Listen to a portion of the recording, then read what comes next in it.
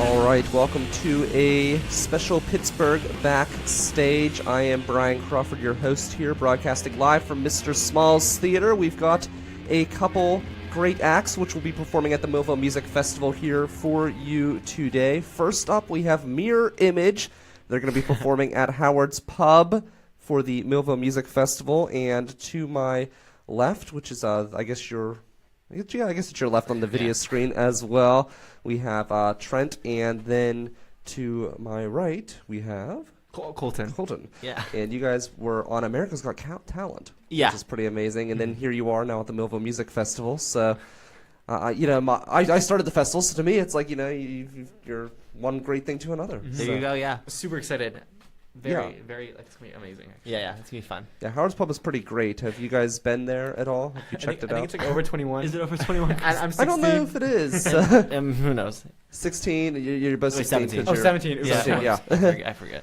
So, forgot how old you are. That's good. That's good. That's not a bad problem. Especially as you get older, it's a good problem to have. So, very cool. So you guys are at the Millvale Music Festival. You performed at America's Got Talent, and I'm really interested to see how that came to be. How does that whole application process go? It's long. Yeah, it's a lot of auditions. And it took us a few years to actually get on the show because a lot of the acts are farmed in from other places. Like What do you mean? Like YouTube. Like YouTube and The Ellen Show and other things. And so me and Colton... we just walked into an open call. Yeah, we went through the open calls, which is like a cattle call, and they barely pick anyone from them. So it took us a few years to like really establish a relationship with the executives and the producers, and they got to know us, and then they got to like us, and then that's how I guess it happened. Really? That is year. really interesting. I didn't realize that they farmed people into that show. There's a lot of people on like Britain's Got Talent and Asia's Got Talent that are from the show. Little Big Shots. It's all the shows are like a base. It's like it's a big network like basically. a web.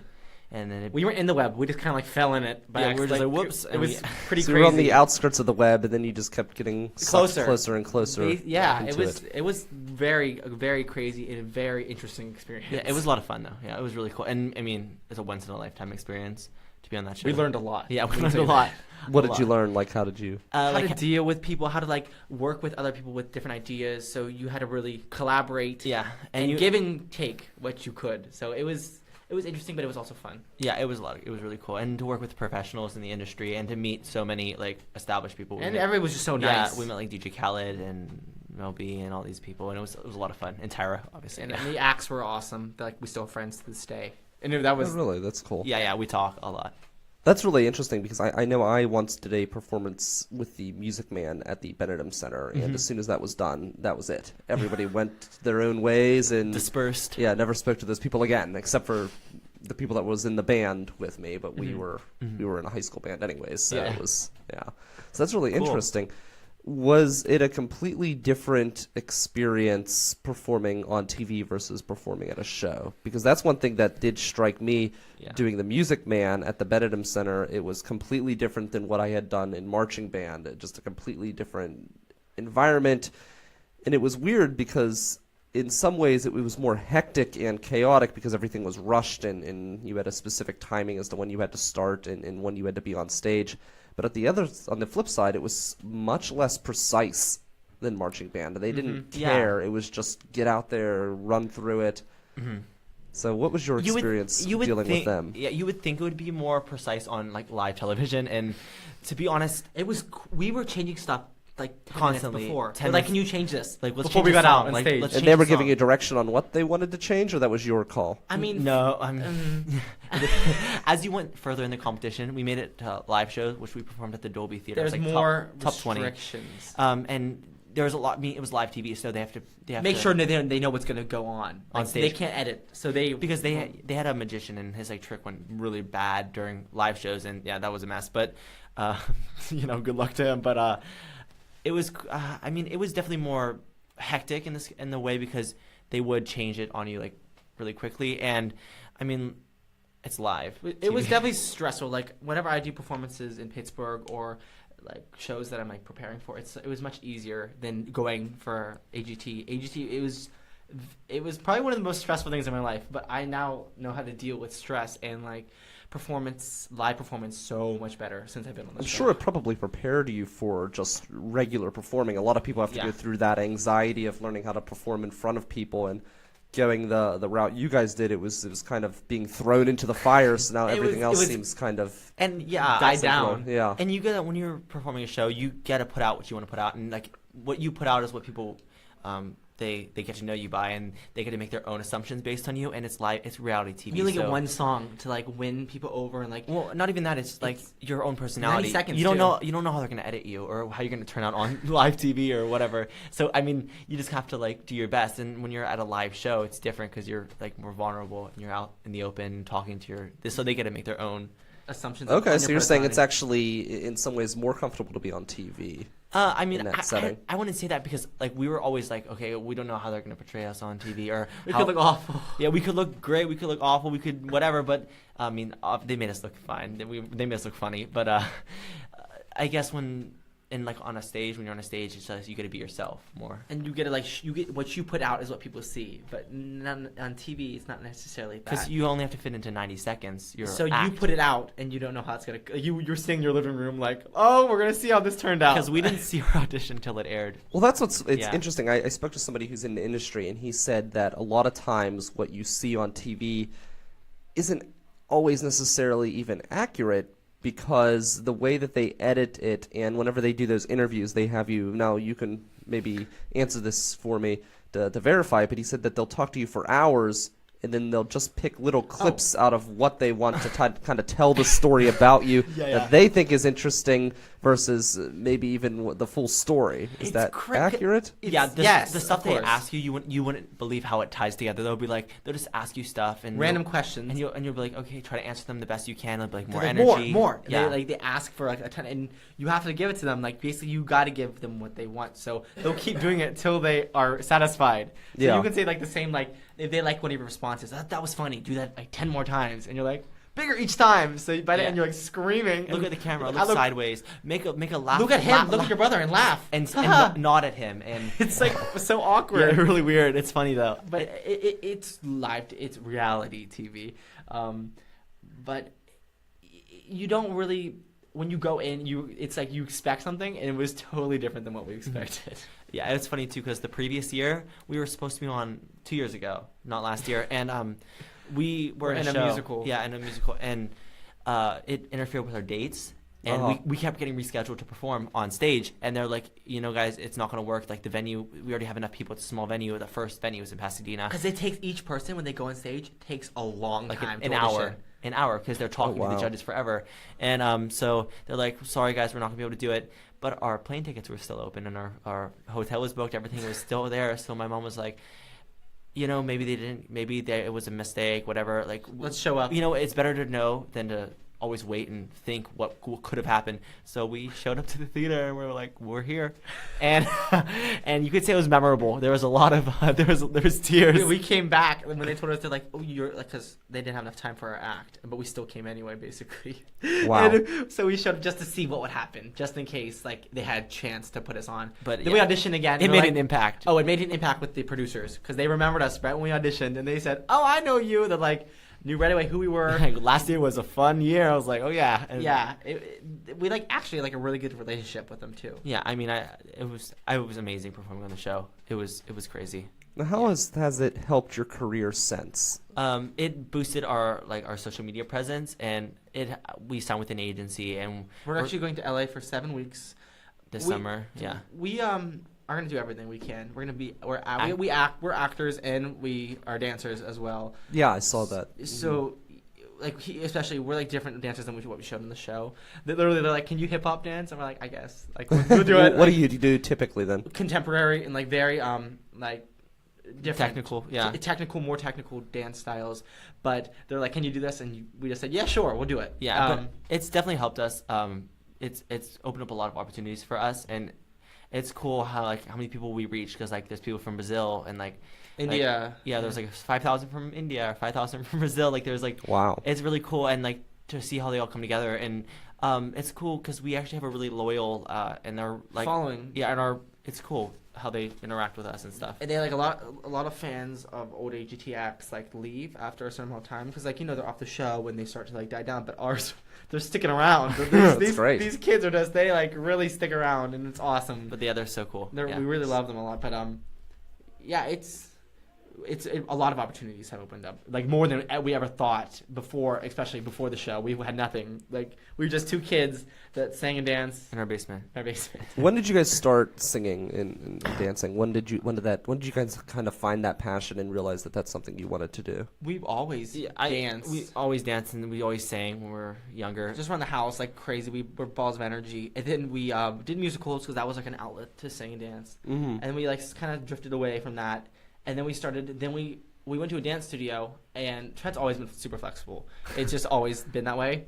And he walked in, he's like, look what I can do. And they're like, oh, we'll give you a scholarship. And they're like, what can you? I'm like, I can tap. And they're like, okay, we'll give you. I guess you guys got scholarships in everything out of your art? Yeah. And so we took dance, and then for like a year, and then we were doing the competitions and all that, and we were kind of more dancing. And then we went on the show, and I was like, I got to sing again. So like I got my singing up, and we sang. And then after the show, we're like, let's write music. So that's when we started writing our EP and stuff like that. Our EP and stuff, and it was cool because when we do something, we're like usually we learn quickly and like right away we're like, I think we can write a song. You want to write a song? Yeah, let's write a song to make some music, and we just made it, and people really like it. People like Japan was trending in Japan. It's Dangerous was, that's cool. Yeah, we were like, what in Japan? Okay. Well, it's interesting because Japan they love American culture. It's weird, like people like we love their culture. That is true too, but it's weird because they if you go to Japan, and I just know this from having studied Japanese for 4 years when I was in high school, but if you go there and you're an American, you're going to be popular. But if you go there and you're an American and you're tall with long blonde hair, then they're going to go nuts. They like grab you. Yeah. they love touching their hair, like the longest hair. It's so funny. Yeah, it's weird, but I mean it's interesting. It's weird from our perspective, but then in Korea, it's a similar thing where they love Japanese culture. So like a lot of times in Japan, they'll call them like culture thieves or whatever, and they.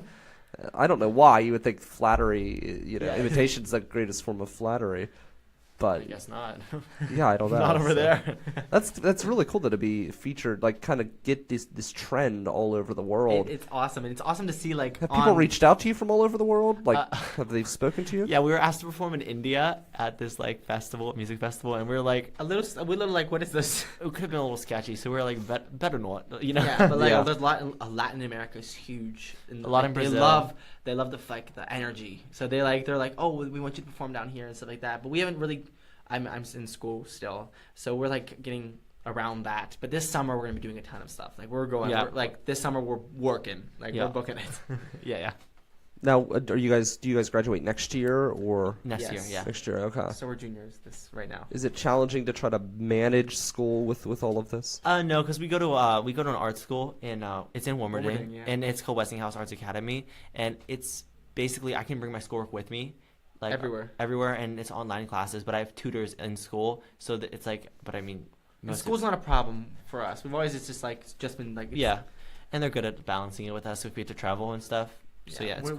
We're pretty like smart at that, like managing time. We're really good at managing time. So we just kind of like we can get it all done. That's wonderful. That's a skill I wish I had because I tried to go to school and when I was in college, I tried to do online classes, and if I'm not in a classroom, I just have a hard time getting myself to sit there and focus. And, it's not for everyone. Well, yeah, because I'm one of those people, maybe it's like ADHD, I don't know, but if I'm not interested in it, I can't focus on it unless I'm in a room and I'm being forced to pay attention. They're watching you, like, do it.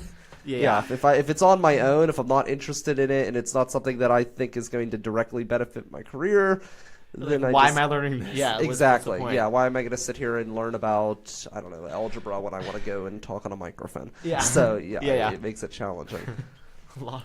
So where all have you traveled since? I mean, California, like New New York. York. In California. Yeah, we've been in New York. We were in New York a few times last year, like 6 times, And then we've been in New York. Yeah, New York and LA. LA a lot. There's a lot. We're more of the LA scene. I don't like New York. I don't know why. People love it. I don't. You either love it or you hate it. And he loves it. See, I love New York. I think it's a lot of fun. I just don't vibe. But I can go there for a couple days. But like I don't know. I couldn't live there. I love LA though. Yeah, LA is so cool. It's it's more open. I think. Maybe I'm just claustrophobic or something. Yeah, I don't know. I've never been to either city, but I feel like there's a lot of people in New York, and I feel like that's kind of a negative, but at the same time, they're all really fast walkers, I've been told. They're super on the go. Which is something I would love, because Yeah. I can't stand getting behind someone that's walking slowly. You'll hate LA. They're so chill. They like the time goes by and they're like, oh, if you're a hard worker, like you'll make it far in LA because they're so like laid back and they're like no stress. And in New York, you got to be like top dog to make some money. But it's like totally different ballparks. Yeah, it's cool. Don't go to LA then. Go to New York. Yeah, I know when I was in a kid in high school, around your guys' age actually, and a little bit younger, I would go and you know how people do this at high school where they'll be walking, right? Yeah. And then they'll just like walking real Stop in the slow, hallway. and then they'll just stop in the middle of the hallway for no reason. Terrible. And then you're behind them, and you're like, what the heck? You're trying to go around them, and then they go to the left, and you're like going to the right. So I was such a fast walker, and I would, I was always a speed walker my entire life. I still am. I'll be walking, like if we're walking next to each other, I'd be like on the other side of the parking lot, and you'd be way back here. Like that's just how I always was. Yeah. So when I was in high school, if people would stop, I would push them out of my way. Their book bags. No, I just like their entire body. I just be like, and push them out of my way. I gotta go. Yeah, because I couldn't stand that. It's just so like you feel like you're trapped or something. Like you're like, I gotta get stuff done, and I wouldn't even be going anywhere. I would just be going to a class, and I'd be ahead of schedule. I just can't stand that. It's almost like a sludge. You know what I mean? That's When what you can't literally move. back up. Trent does that, and my mom. They like speed walk like so fast. They're like the fastest walkers in the world. I'm like running to catch up. I'm like, oh my gosh, out of breath. That's how I am, and no one else in my family is like that. We would go on a hiking trip, and I'd have to keep stopping for minutes, not even just like a few seconds, like for minutes for them to catch up. Because I would basically be running compared to what they were doing, and it's so frustrating. What's that? You're he needs to go bathroom. Oh, you have to go to the bathroom? Okay. Well, why don't we... I was like, I'm going to die. We'll wrap this up. You guys are going to be at Howard's Pub. Yes, and I'm super excited. Yeah, it's going to be great. Howard's Pub, and that's going to be at 8:40 p.m., they have a nice bathroom there. Yes, so that'd be great. You'll be set. Beautiful ceiling as well. Oh my god. So, we've got Trent, Colton, Yes. Mirror Image. They're going to be at Howard's Pub at 8:40 p.m. We've got one song of you guys we'll play to wrap things up, and then we'll be back in studio in just a few seconds. After this song, we'll be in. I'm real excited. We're going to be in with Tom Kunlander, and he is waiting right out in the green room, so we're going to bring him in, and then we'll see you guys on May 12th, Howard's Pub. See you then. Here's one song. This one is called Dangerous. It's from Mirror Image. This is on the River's Edge, Pittsburgh's voice for local music.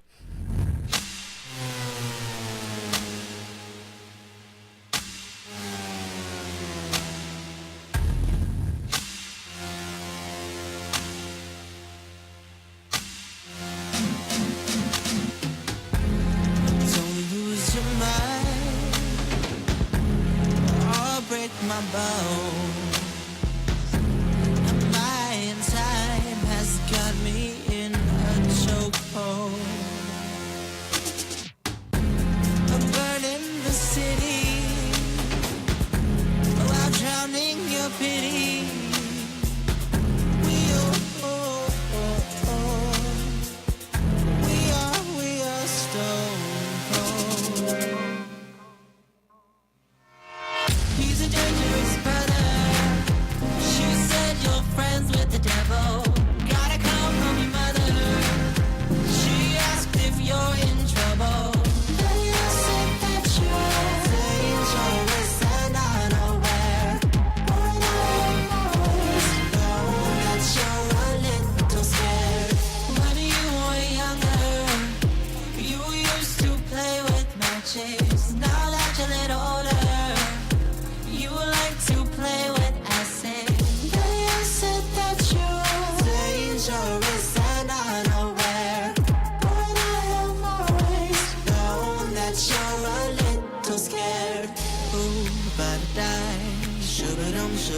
bye bye. Shoo-ba-die, shoo-ba-dum, bye bye. This story just begins with the words I made you say. You had to make this up when I said that you're a little dangerous. He's a dangerous brother. She said you're friends with the devil. Gotta come from your mother. She asked if you're in trouble. I said that you're dangerous and unaware. But I always know that you're a little scared. When you were younger, you used to play with matches. Now that you're a little older, you like to play with acid. They said that you're dangerous and unaware. But I always know that you're a little scared. Shoo-ba-dum, bye-bye. Shoo-ba-dum, shoo-ba-dum, bye-bye. Shoo-ba-dum, bye-bye. Shoo-ba-dum, shoo-ba-dum, bye-bye. Dangerous.